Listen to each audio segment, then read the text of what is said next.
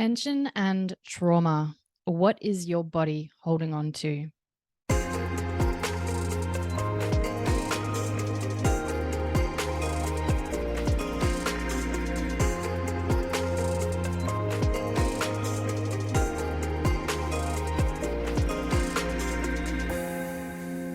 Hello, friend. Welcome back to the Finding Freedom podcast, where we talk about how to feel more calm, more connected, heart-centered, grateful, abundant, and empowered so you can find true freedom and create the life you were meant to be living.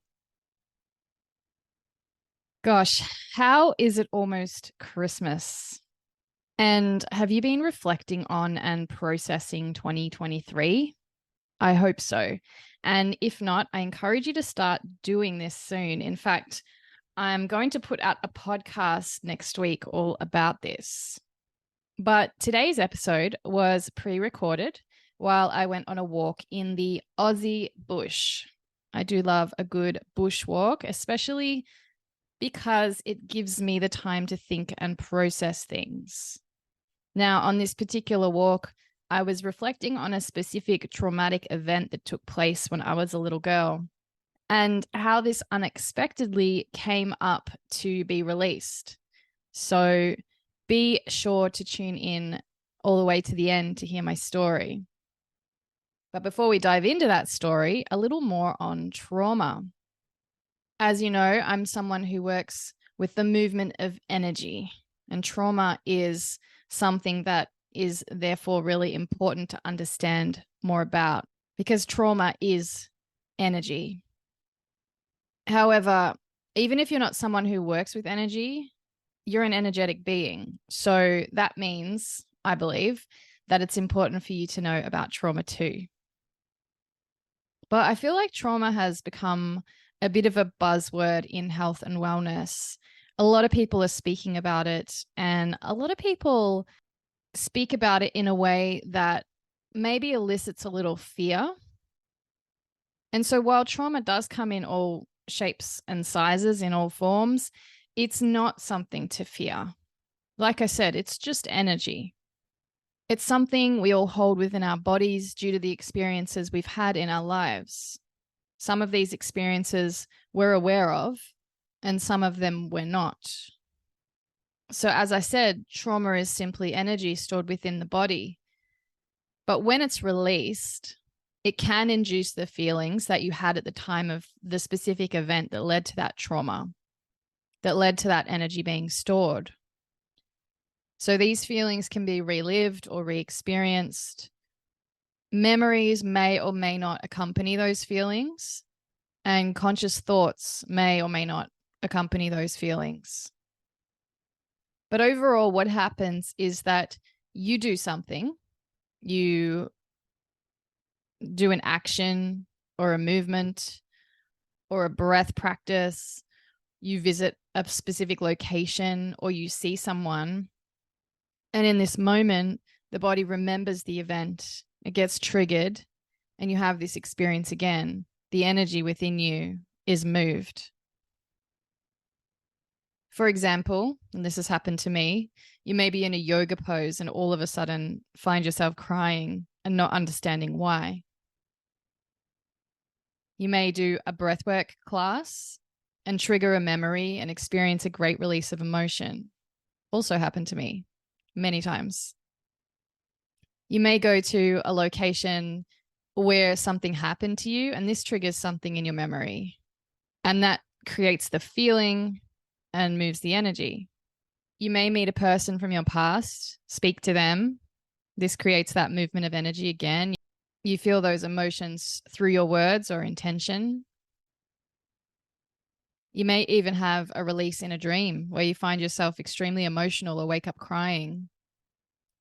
There are so many different situations like these or examples where this energy gets moved, triggered and moved. And you'll feel things and you might remember things or you might not. But basically, you're experiencing the event over again, like I said, consciously or unconsciously. And as your body's processing the movement of this energy, emotion quite literally spells energy, E, in, motion, the intensity of the experience may induce a big emotional response in you. It can be anything from crying to screaming to big physical movements or expressions, anger, other types of vocalizations, even panic attacks. However, as the saying goes, better out than in. You do want to move this energy. Storing it any longer than it needs to be in your body is not serving your highest good. And if you're not aware, if you hold on to this old, stale, stagnant energy, your physical health can and often does ultimately suffer. You may have heard about connections to parts of the body, or it may just make sense to you. For example, if someone suffers a heart attack, where is the blockage in their heart? And how are they being around the people that they love? Or just how are they being in general? Do you think that someone who has a heart attack has an open heart, given that we've got our heart chakra in this space? What's going on in that space? Can we make the connection to that? A lot of people, when they're stuck in that 3D approach to things, look at it from a 3D perspective. So, and this is what doctors do, right? They go inside and they say, well, something's blocking your arteries. And oftentimes that can be the case. But what caused that? Was it the food, or was it the emotion or lack of emotion? What about digestion? Something I've struggled with most of my life. What things, what feelings, what energies, what experiences is someone not digesting well in life? Of course, you can go way deeper into these. I'm just giving you a very surface example. And if you want to go deeper into these things, you can find more about the metaphysical connections of energy to the physical body through some books. There are loads of them out there. One that I love is called The Secret Language of Your Body. It's written by a woman called Ina Segal. And then there's a famous book by Louise Hay called Heal Your Body. She has a few of them.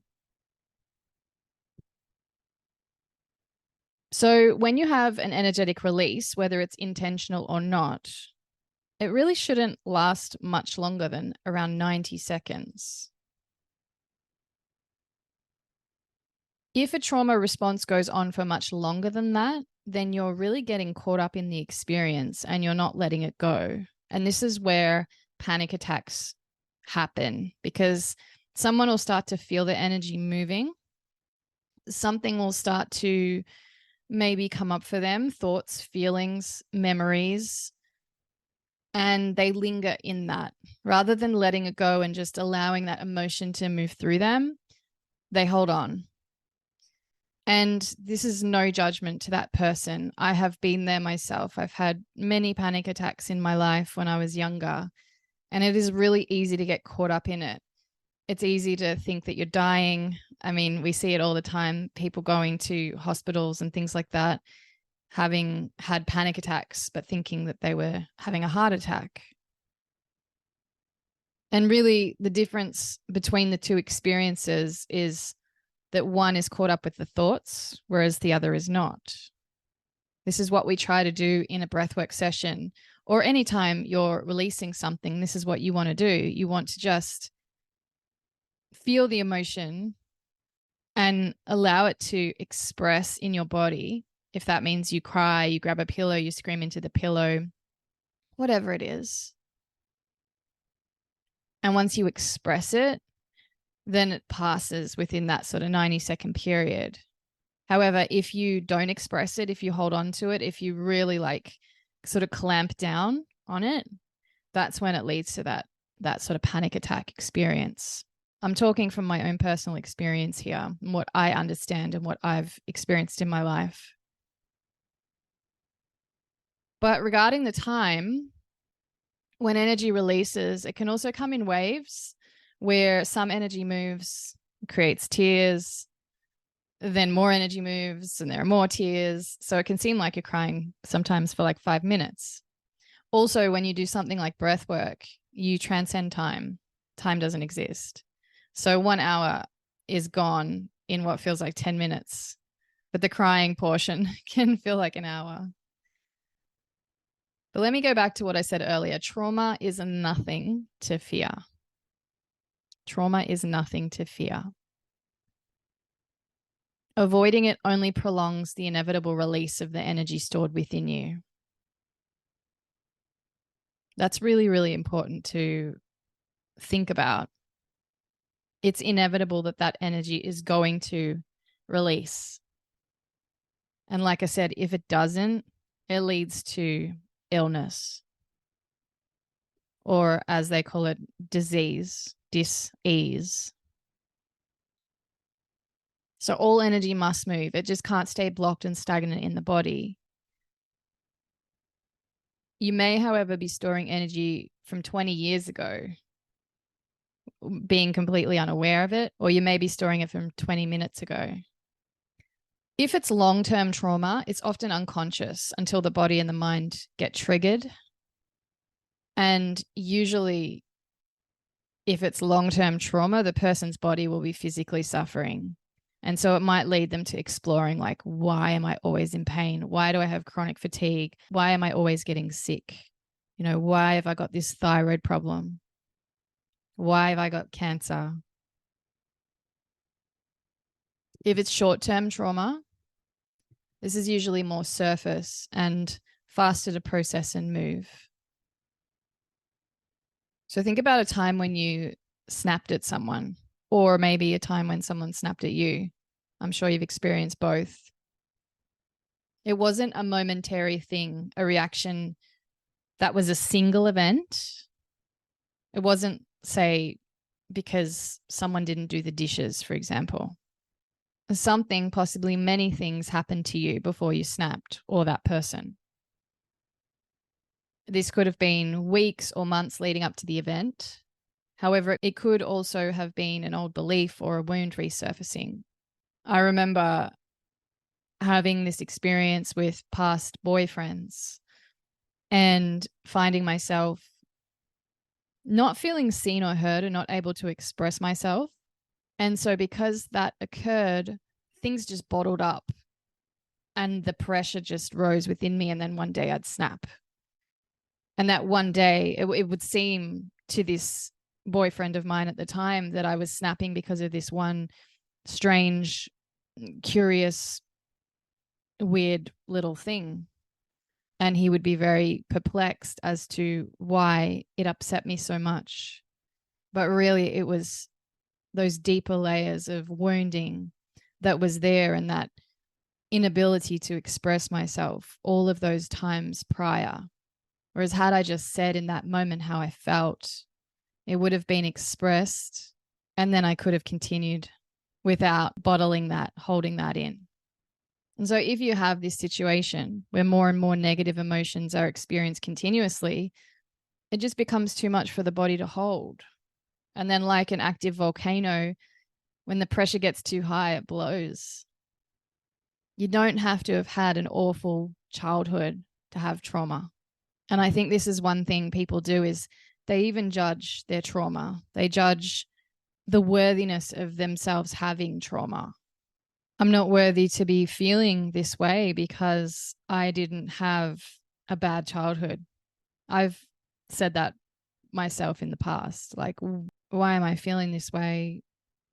I'm not allowed to feel this way. I have no reason to feel this way. I should be just fine. I want to just emphasize that because I think a lot of us grew up with things that weren't great at home, but a lot of us had like okay childhoods too. And just because one person experienced something really, really hardcore, like abuse, doesn't mean that they are more traumatized than you. So please don't judge trauma in that way.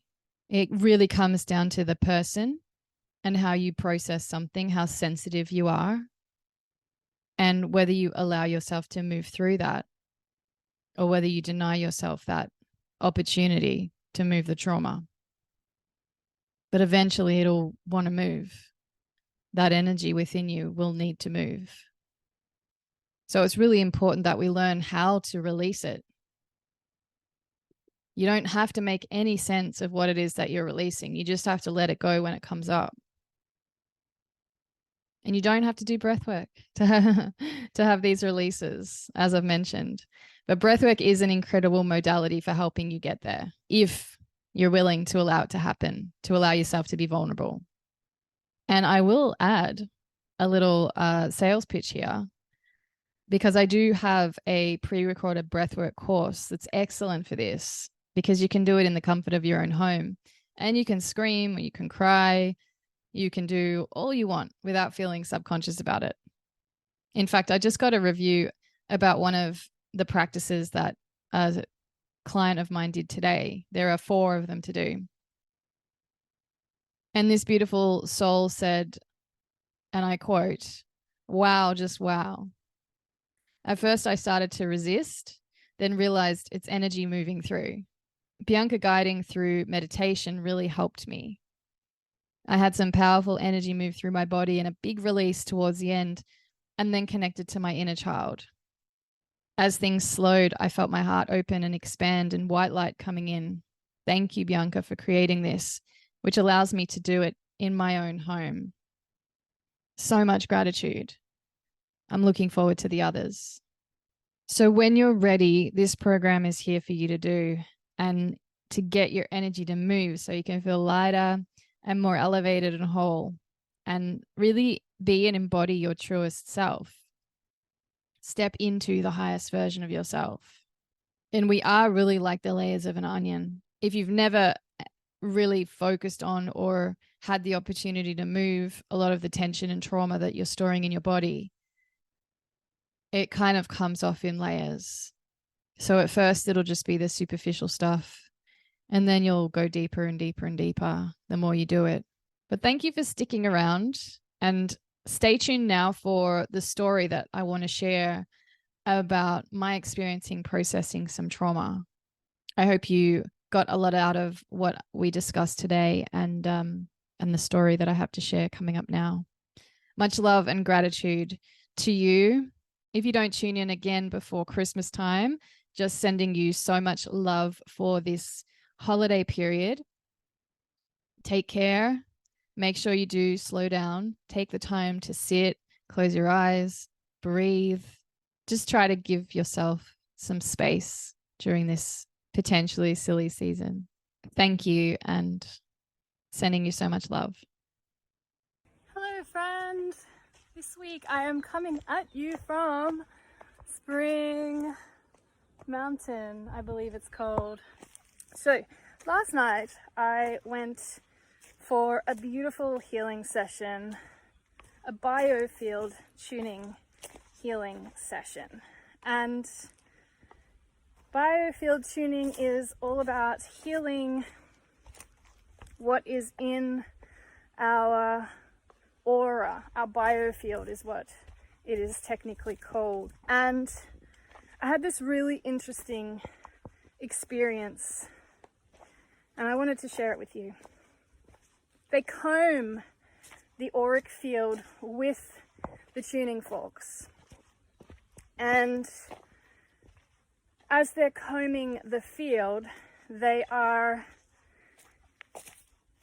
getting information from the sound that comes through the forks. So it vibrates in a particular way, and if it pings like a high-pitched sound or something like that, the practitioner will identify that as an area of need where there could be more harmony in your vibrational space. And so she came to this place in my field, and she had said to me at the beginning, now if anything just pops in, if a memory, a visual or anything just comes in, please say it, share it with me, because firstly, it might be helpful to me, but it will also potentially be helpful to you in terms of your healing to actually speak it out, which I totally agree with.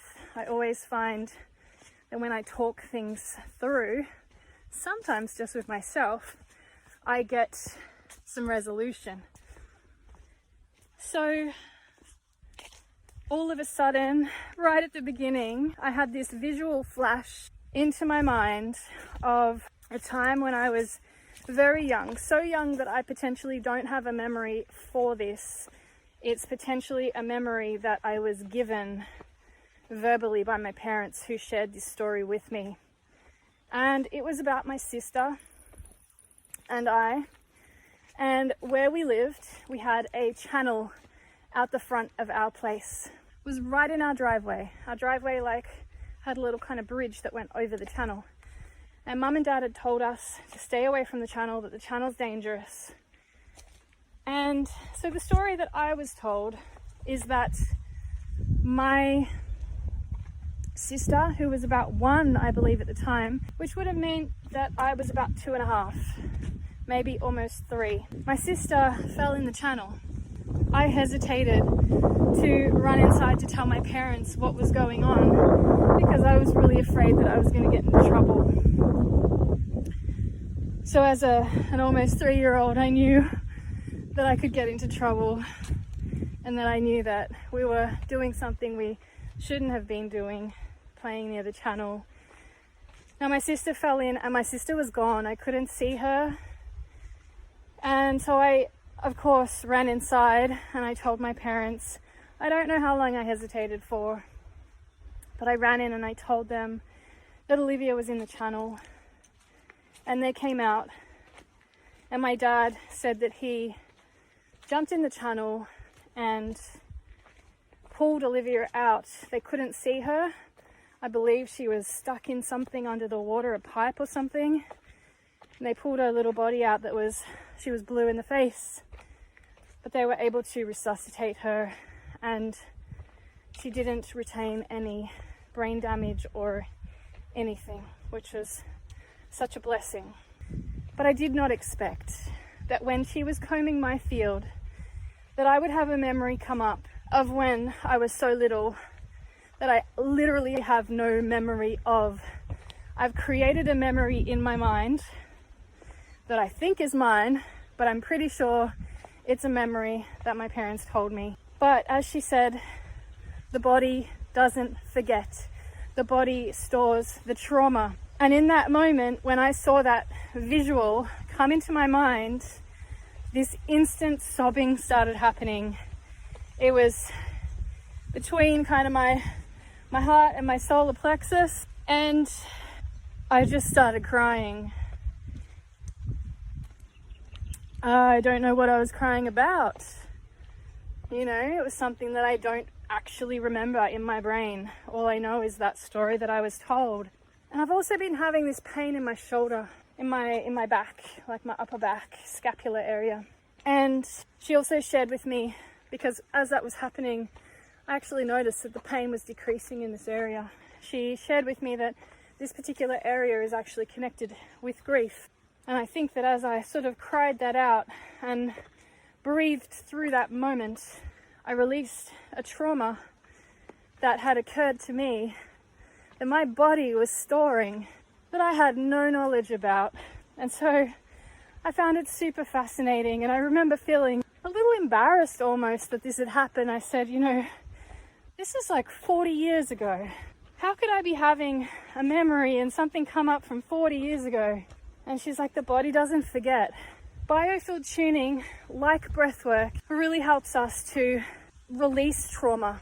So if you haven't tried breathwork or biofield tuning, I really encourage you to tap into those modalities that are going to help you to rejuvenate the energy, to move the energy in the body so that you can let it go, so that you can process something that your body's holding on to, but you have no knowledge that your body's even holding on to it. In fact, when I take breathwork sessions, particularly with one-on-one clients, well, with anyone really, and people have releases, sometimes I'll see it. They will be physically emotional, or there'll be physical pain, or there'll be coughing, or something will be coming out of their body. I know in that moment that there's trauma being released. It doesn't have to always look like that. We store trauma and tension and stress in our bodies. If you're not aware of that by now, please keep watching my videos and please come and try a breathwork session because they're so valuable. It's so important that we let go of the things we're holding on to feel freer, to feel lighter. And that was exactly the word I used to describe how I felt at the end of that session when she asked me. I said, I feel lighter, I feel clearer, I feel like my channel is open, more open. I also did a breathwork session yesterday, and that really helped release some of this tension in my shoulder. So I'll do lots of grounding as well to try and get the energy in my body moving and being healed by the electricity in the earth. So I would really encourage you to do that today as well if you haven't already, to take your shoes off and go and sit or stand on the grass for at least 30 minutes. This is a new practice I'm implementing myself to see the radical shifts it's going to have on my electric body. And you have an electric body too, my friend. So we've got to do these things to help us process this energy. So if that is biofield tuning, because that's what you're drawn to, then that's where you start. If that's breath work, because that's where you're drawn to, then that's where you start. If that's sitting on the ground with your feet on the ground, bare feet, that's where you start. I guess my message, there are many today, but one of my major messages is get started. Work through the trauma in your body. You know, I didn't cry for longer than about 90 seconds, but you know, I felt it really deeply, really strong grief and guilt and shame come out of my body, and I felt so much lighter for it afterwards. So please take care of yourselves, get out in nature, get your feet on the ground, breathe it all in, let it all go. Have a beautiful, beautiful day. So much love to you, and until next time.